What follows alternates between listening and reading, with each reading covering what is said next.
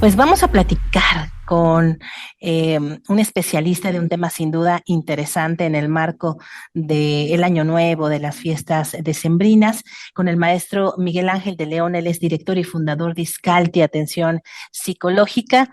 Y yo creo que uno de los temas que en este contexto muchos se preguntan es sobre las emociones. La Navidad, la verdad es que a muchos nos llena de alegría, nos emociona, pero también llega un momento que nos da medio tristeza, depresión, sentimos como que ya se cerró un ciclo y entonces empezamos otro y nos empezamos a angustiar, maestro. Pues que nos platique, hay un síndrome de fin de año. ¿Qué es lo que podemos esperar cada vez que cerramos un ciclo de esta naturaleza? Y bienvenido a este espacio. Ivonne, muchísimas gracias por la invitación. Encantado de estar con ustedes como siempre. Pues mira, fíjate que sí, no hay como tal un síndrome. De hecho, lo más cercano a esto es algo que es un trastorno del estado de ánimo, que se llama el trastorno estacional y que está reconocido por un manual estadístico de enfermedades mentales. Sin embargo, tiene cosas ahí que es muy raro porque no es propiamente de esta temporada. Hay gente que incluso le puede dar en verano, en invierno, en primavera. Pero te quisiera hablar un poco de algunos temas de aspectos psicológicos que sí pueden contribuir a que esta temporada de diciembre, para muchas personas, te voy a hablar de seis factores muy importantes que tenemos que estar muy atentos porque sí podrían causarnos como una tristeza o depresión. Muy Eh, bien. la primera es la presión social y las expectativas elevadas que hay de pronto de que todos debemos estar felices y que todos debemos de ver lucecitas y que debemos de esperar a Santa Claus y dar regalos. Y toda esta situación a veces genera una expectativa y una presión social que te va obligando a tener que encajar en un contexto social, cultural. A veces tienes miles de invitaciones a las posadas o a las cenas de Navidad Ujú, y entonces, más que un ujú. gusto, se te convierte en una cuestión que te complica la vida, ¿no? Si además en una ciudad como Claro, la que tenemos tienes que desplazarte del otro lado de la ciudad para ir de una posada a la otra posada, son factores que finalmente nos vienen a generar mucho estrés. Y la verdad ujú, es que el mundo hoy día está enfermo de depresión y de ansiedad. Tenemos una claro. muy mala gestión a nivel mundial. La Organización Mundial de la Salud ha declarado al mundo en una pandemia también, en el sentido de que hay demasiadas personas que se están deprimiendo y que están viviendo la ansiedad de una manera que no la están manejando de manera apropiada. Simplemente en México tenemos más o menos 3 millones de personas deprimidas, ¿sí? Un Wow. aproximado más o menos, y Sí. el 1% es gente muy gravemente deprimida, que si sumamos este tipo de factores, claro que esas personas que a lo mejor más o menos la van llevando, podrían propiciar que se incremente y se destape algo que se venía controlando y en esas temporadas este es uno de los factores que lo puede empujar a que se muestre mucho más claramente. Otra cosa que llega o que hace que uno tienda a entristecerse o deprimirse es la reflexión sobre los logros o las metas no alcanzadas. Casi todo Claro, claro. el último fin de año comiendo las uvas. El próximo año me voy al gimnasio y ahora sí ya no le voy a pegar a mi mascota y ahora prometo que voy a bajar de peso. Y en este momento, pues normalmente tendemos a hacer como un stop.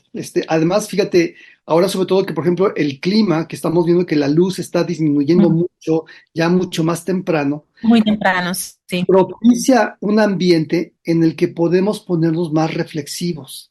Mm, Y si bien la reflexión e incluso el deprimirnos un poco es necesario y es normal, las personas de pronto somos capaces de reflexionar cuando estamos en algunos estados más tristes, más deprimidillos, ¿no? Es el ujú. punto en los que detenemos, porque cuando estás muy eufórico, alegre, contento, ni te paras, ¿no? Tú quieres estar en la fiesta, en la alegría, pero Claro, este claro. momento, combinado con el ambiente, el frío, sí te pone a reflexionar sobre qué hice, qué cumplí, qué no cumplí, y algunas veces, por falta de disciplina, de carácter o de muchas cosas, la verdad es que descubrimos que no logramos aquello que nos habíamos propuesto el año anterior o este mismo año Ujú. como propósito de año nuevo. El tercer elemento que es muy como sustancial y muy marcado es cuando la soledad o la falta de apoyo social también te impacta. Es un momento donde muchas personas pues tienen familia, tienen amigos, se solidarizan, tienen reuniones y si por alguna razón yo tengo pocas habilidades sociales o de pronto me he dedicado tanto al trabajo que he descuidado una parte de mi vida. El tener un balance en la vida en todos los aspectos, ¿no? Tanto desde la parte de alegría, pachanga y relajo, como en también tener espacios para uno mismo, para la familia, se vuelve muy importante. Pues bueno, en este momento de esta temporada se vuelve como mucho más enfático el descubrir que a lo mejor no he cuidado a mis amigos como debería haberlo hecho, o incluso en un caso extremo a los familiares. A veces a la propia familia la relegamos y no la atendemos y no la procuramos. El cuarto punto que te quisiera marcar es los recuerdos dolorosos. Venimos saliendo de una pandemia donde además muchísimas personas a nivel mundial perdimos a seres queridos, perdimos trabajos, perdimos oportunidades, empezamos ahorita como a recuperarnos, pero hay quienes no han podido elaborar el duelo. El duelo es una etapa muy importante y en estas temporadas, cuando tú no has resuelto un duelo apropiadamente, y aquí no sé qué tanto tiempo tengamos, pero podría hablarte de las 5 etapas del duelo que son súper importantísimas. Cuando una persona no ha resuelto adecuadamente su duelo, va a tender a atorarse, va a tener recuerdos ahí que no le permiten aceptar que hubo ya algo que se perdió y que ya no se Claro. tiene enfrente y que Ujú. tiene que pasar por este proceso. Fíjate, son 5 fases. La primera es cuando tienes una pérdida, siempre vas a tener como una tendencia a negar la pérdida. De manera natural todos lo hacemos. El primer mecanismo de defensa psicológico que todo ser humano tiene es, no, no es cierto, Es no puede. negar. Sí, No, sí, nunca. claro. El segundo mecanismo de defensa que te puede llegar después de una pérdida es la ira. Te puede dar mucho coraje de algo que tú perdiste y que dices, ¿por qué a mí? ¿Y por qué no a los malvados que andan en la calle y que asaltan y que son bien Así malos? es. ¿Y por qué a mí, que yo soy buena gente, que no le hago daño a nadie? El tercer elemento puede ser la depresión. Hay personas que después de la ira, un efecto, yo diría además como común después de la rabia, de la ira, es que te Ujú, deprime y hay que permitirlo, es un proceso que hay que vivirlo. El siguiente paso es la negociación, donde a veces ya después de la furia, de la depresión, empiezas a decir, bueno, a lo mejor si fue un ser querido que apreciabas mucho y que había estado enfermo por mucho tiempo, pues quizá ujú. ya estaba sufriendo mucho, tal vez fue lo Claro. mejor, ya, y entonces empieza a hacer como una negociación ahí con Dios, con la vida, con lo que tú creas, y empiezas Sí. a preparar el siguiente paso que finalmente sería la aceptación. Todas las personas que logran pasar por este proceso están elaborando el duelo. Y es muy importante entender que no es lineal, no es algo que va a pasar paso por paso. Puedes irte al 5, regresarte al uno, ir al 3, luego volver al uno. No es algo lineal. Sí, así es. Es importante reconocer nuestras emociones y si es necesario, ¿por qué no pedir ayuda? De verdad, se los agradeceríamos muchísimo poder compartir con ustedes estos momentos o también tus agradecimientos.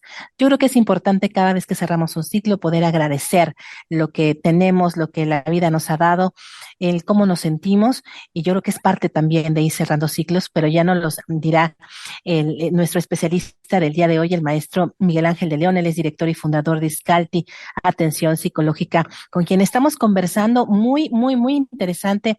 Ya decía acerca de ese síndrome de la Navidad, que pues en realidad no es algo que esté en un protocolo, ¿verdad? Pero que durante esas épocas invernales, pues por las condiciones incluso hasta climáticas, nos podemos sentir un poco más apachurrados. Pero ¿qué pasa también con esta llamada depresión blanca, que también es, entiendo que maestro no está en un manual, pero que finalmente la gente dice, híjole, qué flojera festejar, qué flojera salir a la posada, cruzar la ciudad, prefiero quedarme en mi casa y no celebrar. Entonces, ¿qué pasa con estas emociones? Sí, pues es otra de las formas de cómo la gente le nombramos a ciertos estados y además está muy bien que la gente le ponga nombres. A veces no tenemos el nombre científico, pero poderle poner en palabras a una emoción, algo que estamos sintiendo y que para mí significa esto es muy importante. Y muchas personas pueden llamarle depresión blanca justo a este periodo en donde no quiero ver alegría porque además me recuerda cuando se murió mi abuelito, además me recuerda Claro, donde se puso borracho mi papá, tiró el árbol de Navidad y entonces, lejos de vivir estas experiencias como algo ameno, divertido, a veces es el ujú, recordatorio de situaciones muy críticas y muy tristes. Eh, la gente tiene que estar muy, quisiera darte como algunos puntos importantes a observar si estás cursando Ujú. por depresión estacional o depresión blanca. La gente puede tener cambios de sueño y en la energía.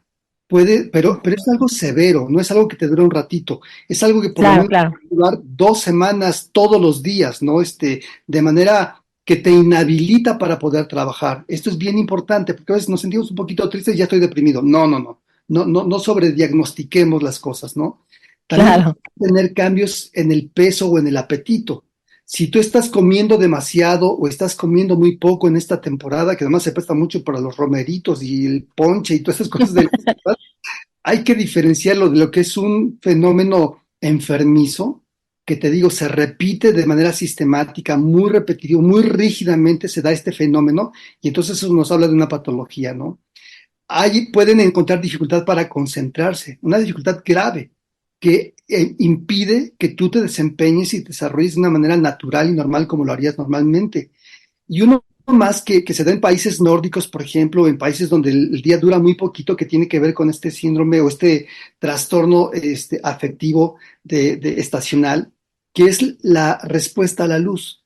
Resulta que el sol nos afecta a los ciclos circadianos. El ciclo circadiano es este fenómeno en el que te acostumbras a dormir cierto número de horas porque está oscuro y cierto número de horas estás despierto. Bueno, el cambio de la cantidad de luz que hay afecta este ciclo.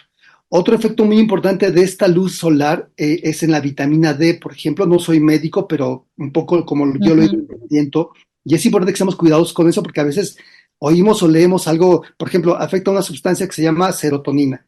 Y entonces, ujú. pues voy a tomar serotonina. Pues, ¿qué crees? Si tomas Claro. demasiada serotonina, te vas a deprimir, ¿no? Sí tenemos que ser muy cuidadosos de ir con un especialista. Si estoy cursando por estas situaciones críticas, si de verdad la cantidad de luz que yo necesito es mayor a la que en este momento la estación me está permitiendo, tengo que ir con un médico especialista para que me ayude a poder regular todo esto y no caer en síndromes que pueden echarme a perder una temporada muy bonita de la vida que podríamos disfrutar. Maestro, ¿cómo podemos cerrar un ciclo? Es decir, de la mejor manera posible, ¿no? Bien dice usted que quizá venimos arrastrando temas de soledad, de abandono, de lutos, en fin. ¿Cómo lo podemos hacer de una manera, pues, que no nos mueva tanto, ¿no? Quizá. Qué buena pregunta. Mira, yo creo que es un secreto que yo, yo practico en mi vida y que mucha gente lo practica, es el saber ser agradecidos. Frecuentemente tendemos a ver el pasto más verde de mi vecino que el mío.